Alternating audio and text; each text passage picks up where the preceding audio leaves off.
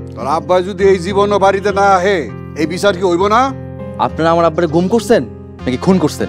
এই তরুণ, মুখ সামলায় কথা কহ। হ্যাঁ, তুই তো দেখি তোর বাপ মায়ের মতন জটিল কথা কহ শিখছস, বেশ মেয়েরা কথা কস। আপনি কেমনে কইলেন আমার আব্বার কোনোদিন আইবো না, বাড়ি ফিরবো না? তরুণ, শিক্ষিত পোলায় অশিক্ষিতর মতো কথা কইস না। আমার আব্বা একজন খুনি, তুই এটাই কইতে চাস? আরে স্বার্থের জন্য মানুষ কি না করে। ভাই ভাইয়ের মাথায় বাড়ি দেয়, চাচা ভাইস্তার পেটে ছুরি মারে। তুমি আর সোহাগ থানায় যাও, মামলা করো গো নামে, মামলা করো। বড় বউ হলো এই মামলা মোকদ্দমা কইরা এই বাড়িটার বদনাম কইরো না, মানুষের কাছে ছোট হইয়া যাইও না। দাদি, ওদের যাইতে দাও। থানা পুলিশ কি শুধু ওদের জন্য? ঠিক আছে, কোর্টে মোকাবেলা হইব। চুরির চুরি আবার সিনা চুরি। আব্বা আম্মা চলো এখন থানায় যাবো।